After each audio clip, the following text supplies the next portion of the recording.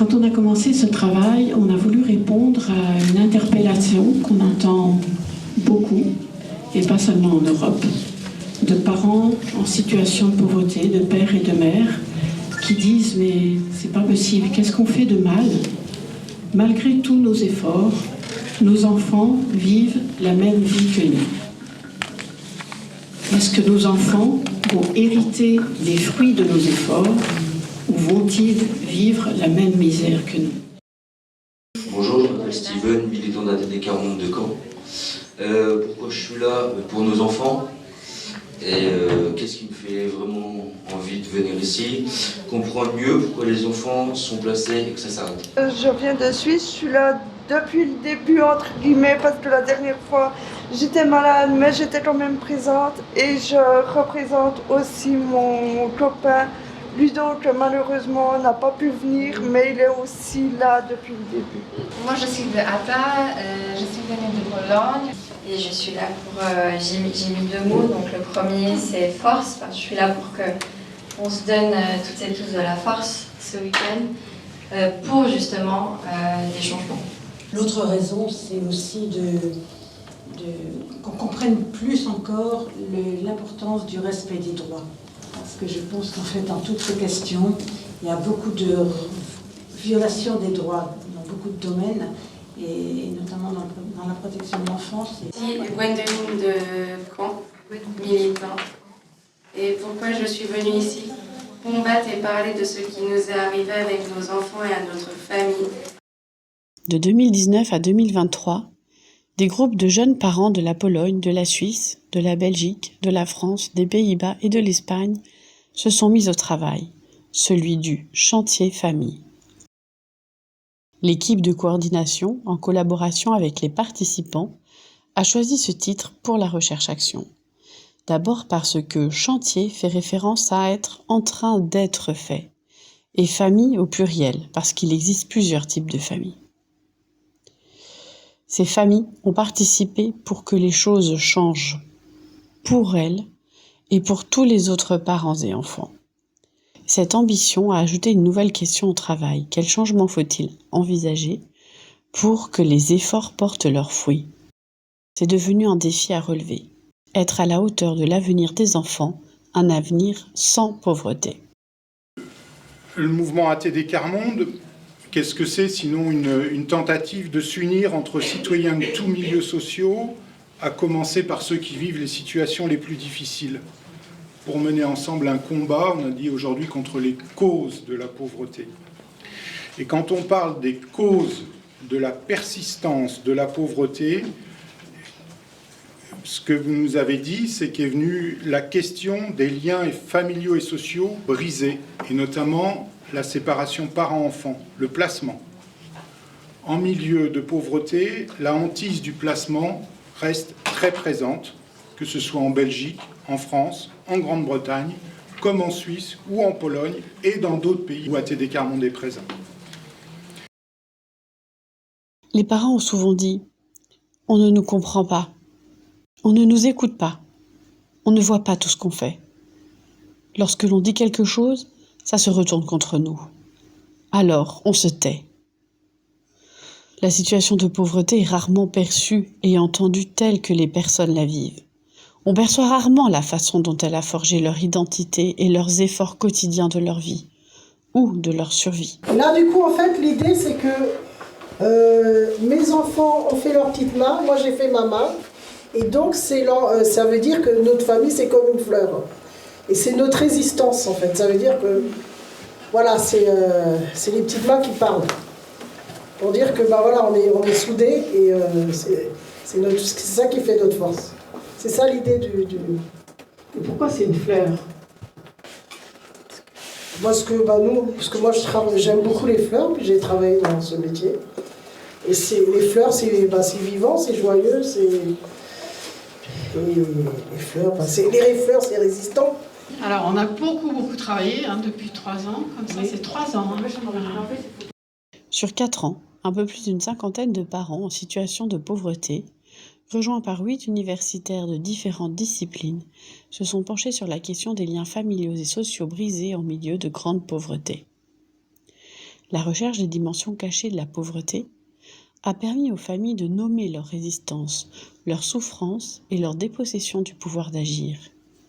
Les parents ont pu décrire leurs privations matérielles, mais aussi les maltraitances sociales et institutionnelles qu'ils ont subies. Pour vraiment apporter du changement, le chantier famille s'est intéressé aux causes de la pauvreté héréditaire. 2 domaines sont apparus: l'invisibilisation de la pauvreté et le droit en matière de protection de l'enfance. À partir de cela, les participants ont travaillé à construire des propositions de changement. Pour rendre visible la pauvreté, la première proposition se situe au niveau de la formation. Il faut mettre en place dans la formation initiale et continue des professionnels un module obligatoire avec des personnes qui ont l'expérience vécue de la pauvreté. Mais aussi que les parents en situation de pauvreté soient formés pour connaître leurs droits, pour pouvoir se défendre, pour pouvoir prendre la parole et garder un pouvoir d'agir. Former les médias est nécessaire aussi, car la société peut changer à travers eux. Because we know social services can be a bit robotic, and sometimes social workers, they forget that they are human. And I remember we were talking to social worker after we finished. There was a question asked. We asked them, what are you getting from this experience? Because sometimes even if they don't get everything, they will always learn one thing that will change the life of other parents that they will be visiting in the future. And that social worker said what she learned today, that she will take it with her for a very long time, was the fact that as a social worker, you have a right to be a human. That means when you visit a family, just go with the feeling, listen to them, just show a bit of compassion, a bit of empathy. That doesn't take away your professional side. Et le changement qu'on veut vraiment, c'est que du coup, il y ait un changement de perspective chez ces personnes, chez ces professionnels, qui amène à des changements de pratiques concrètes et à un changement vraiment dans le système au niveau institutionnel et professionnel. We won't develop this now, but we know we have to learn about our own rights to be able to defend ourselves, to speak up and keep this power of action. We could also fill you in on the training activists are doing in the UK to learn how to speak with the media in a way that it doesn't get too personal, but gets a message across. Donc c'est revenu plusieurs fois, il faut aussi faire changer l'opinion publique, et alors le combat se mène au niveau des institutions internationales, mais on espère aussi avoir la puissance médiatique d'Amnesty pour changer je parlais de culture, on peut changer de mentalité, je ne sais pas quel mot employer, mais on a vraiment des choses à gagner pour tous à travers des combats menés à partir d'un pays ou à partir de plusieurs. La deuxième proposition est que l'aide et le soutien reconnaissent les compétences des parents pour qu'ils puissent garder ou récupérer leur pouvoir d'agir, en restant les pilotes, et que les professionnels prennent le rôle de copilote pour être dans une coéducation des enfants. Ce qui permet de la résistance, c'est que je veux passer une bonne mère devant mes enfants. J'ai pas envie que mes enfants entendent que maman c'est une alcoolique, que maman elle sait pas vous gérer, que maman ne sait pas mettre un cadre. Et tout ça c'est dit devant les enfants. Donc c'est choquant pour moi qu'on puisse me dénigrer devant mes enfants. Il faut toujours se battre. Et oui, moi je m'écrasais aussi à un moment donné. Oui.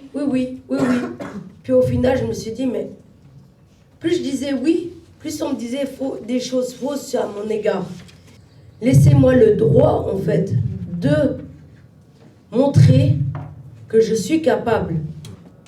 Et donc ça montre aussi que la question que posait Ludovic, comment peut-on devenir indépendant dans une relation de dépendance, c'est une question, c'est une des grandes questions de la philosophie politique. c'est qu'il ne peut pas y avoir de pouvoir d'agir des personnes concernées s'il n'y a pas de pouvoir d'agir des professionnels. Mais pourquoi est-ce qu'un partenariat est important? Pour les deux parties, en fait.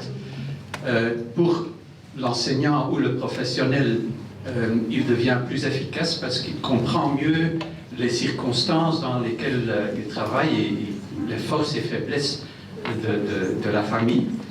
Et du côté de la famille, c'est exactement la même chose. La famille devient plus efficace dans l'éducation des enfants grâce à une aide qui leur est apportée. Les bénéfices sont plusieurs. Les parents comprennent mieux le rôle de parents et les enfants peuvent le reconnaître comme tel.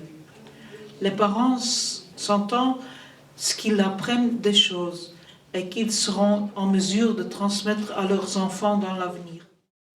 La troisième proposition est de changer le nom des institutions pour voir des transformations s'opérer à l'intérieur de ces institutions. Le nom que les participants du chantier famille ont élaboré est « Service de soutien à la famille », c'est-à-dire aux parents et aux enfants. Bien que les noms de ces institutions changent d'un pays à l'autre, leur titre en dit long sur leur projet de protection de l'enfance et changer le nom amènera les professionnels à réfléchir à leur rôle. It seems to me that to jump in to answer or at least contribute to your question, the first point of call, the first priority needs to be to change the narrative, which means humanizing the situation. I think it's tremendous the work you're doing, and I'd love to talk to you more about it. But I think based on what you're saying, in order to change social workers' perspectives, you need to make it feel like the people that they're working with to support could be them, could be their family, could be their neighbor, could be their brother, so that it brings it home that these are people just like us. C'est une question sans en être vraiment une en fait. C'est que quand on entend ça, on se demande après comment on peut demander l'aide des professionnels. C'est-à-dire comment est-ce qu'on peut encore avoir confiance aux professionnels pour leur demander de l'aide quand on a besoin. Et basiquement, il y en a beaucoup qui préfèrent galérer, rester vraiment plus bas que terre, plutôt que demander de l'aide en sachant qu'il y a un risque derrière, qu'on leur enlève leurs enfants pour rien. Comme vous avez parlé d'arrogance avec cet intervenant, lui, il va pas reconnaître les faits en fait. De qu'est-ce qu'il a dit, qu'est-ce qu'il a fait avec la personne et tout. Donc nous, on n'a pas trop le choix en fait. C'est ça que je trouve un peu... C'est contradictoire. Pour passer d'une relation qui est, il y a des parents qui font les choses de manière pas correcte, il y a des enfants victimes et il y a des institutions ou des sauveurs. Donc de changer ça en quelque chose qui soit systémique où ensemble on change la situation. Le second champ est celui du droit. Pour que le droit en protection de l'enfance soit effectif, la première proposition est de revoir les dossiers de protection de l'enfance, leur contenu, leur accessibilité, leur fonction, afin qu'ils soient le lieu d'une trace de vie familiale. Un projet pour l'enfant, on demande aux parents de dire sur une feuille ce qu'ils souhaitent pour leur enfant, comment eux ils voient leur enfant, etc. Et le professionnel il fait la même chose. Et on devrait travailler ensemble pour une construction de justement les aides à apporter. Les vices épistémiques, les vices liés au savoir, donc c'est cette attitude par exemple qui consiste à dire je sais tout et toi tu sais rien, donc une sorte d'arrogance qui fait que je suis pas du tout, quand je suis face à cette attitude, moi je suis pas du tout considérée comme porteuse de savoir, comme porteuse d'une expérience et je suis pas du tout comprise. Donc ça recoupe ce que vous disiez, c'est-à-dire qu'en fait c'est une absence d'empathie, une absence d'écoute, une absence de compréhension. Donc c'est une autre manière de le dire. Ces professionnels qui nous entourent, c'est qu'ils ont une très très grande souvent habitude de manquer de nous donner d'informations en vrai. We propose that in all cases of separation, the parents have the chance to create a journal of family history that social services will keep under lock and key to offer the child as soon as possible on their 18th birthday at the latest. Ensuite, pour que les placements soient réellement temporaires, il ne s'agit pas de créer une cassure au sein de la famille, mais de mettre tout en œuvre pour organiser le retour de l'enfant dans sa famille. Le but de la mesure de placement, selon les traités internationaux des droits humains, n'est pas seulement de protéger un enfant, mais d'organiser son retour dans sa famille, après la disparition des éléments de danger qui ont justifié la séparation. Les contacts entre les membres de la famille, frères et sœurs, parents et enfants, sont indispensables pour que ce retour se passe dans des conditions normales. En plus de maintenir les liens entre les parents et les enfants, les parents devraient pouvoir être soutenus quand l'enfant est placé pour que la situation qui a conduit au placement puisse être améliorée. Les placements ont pour conséquence une cassure pour l'enfant au niveau de ses repères et du lien entre lui et sa famille. Ils fragilisent énormément le lien nécessaire entre parents et enfants. Donc je fais tout pour la sortir du foyer. Mais alors avant c'était avant il me disait oui mais il faut des étapes pour que vous puissiez récupérer vos filles. Et là au dernier réseau j'ai dit mais les étapes je les ai déjà franchies maintenant. Donc je vois pas ce qui empêcherait que je récupère mes filles. Et là, le directeur me dit oui, mais maintenant il y a encore l'apprentissage qui se met en route pour ma grande. Donc du coup, ça pourrait la perturber de rentrer à la maison en même temps de commencer un apprentissage. Et le directeur me dit aussi, mais et c'est là où je trouve aberrant, il n'y a pas d'autre mot, c'est que le directeur du foyer me dit plutôt que de récupérer vos filles, pourquoi est-ce que vous ne faites pas en sorte qu'elles soient heureuses au foyer? I know that in the UK, if you've been in care and you have a child, they will automatically go to court while you're pregnant to remove that child because they say that you're not a good enough parent, even though they're the ones that actually parented you. So if you look at it on that, it's a really good idea about the fact that you can stop it from going on to the next generation because they do use it against you. Pour finir, quand les parents se retrouvent devant le juge, le débat contradictoire doit être plus équilibré. Qu'avant, pendant et après l'audience devant le juge, les parents en situation de pauvreté aient la possibilité d'apporter leurs arguments et réagir aux arguments des autres. Un débat contradictoire devant le juge doit être un débat équilibré où chacun apporte ses arguments et réagit aux arguments des autres. On constate que souvent ce n'est pas comme ça que ça se passe. Avant l'audience, devant le juge, les travailleurs sociaux ont écrit beaucoup de négatifs à notre égard dans leur rapport. Est-ce qu'on connaît le rapport avant l'audience devant le juge? Certains parents ne voient pas du tout le rapport avant l'audience. Certains parents peuvent lire le rapport, mais il faut prendre rendez-vous et on y va seul. Et on n'a pas beaucoup de temps et on ne peut pas l'emporter chez soi. En plus, parfois, on reçoit les convocations pour l'audience très tardivement. Certains professionnels lisent le rapport aux parents et d'autres ne lisent que les conclusions. Que les professionnels, sauf quand ils en sont empêchés ou quand il y a du dysfonctionnement, et ça arrive fréquemment, mais c'est pas la même chose que les professionnels préparent l'audience avec les parents en leur donnant la lecture du rapport. C'est pas la même chose que ce que vous proposez, qui est que le rapport soit adressé aux personnes. Une proposition très simple que j'ajouterai à celles qui ont été faites, une proposition d'avocat justement, en tout cas de juriste.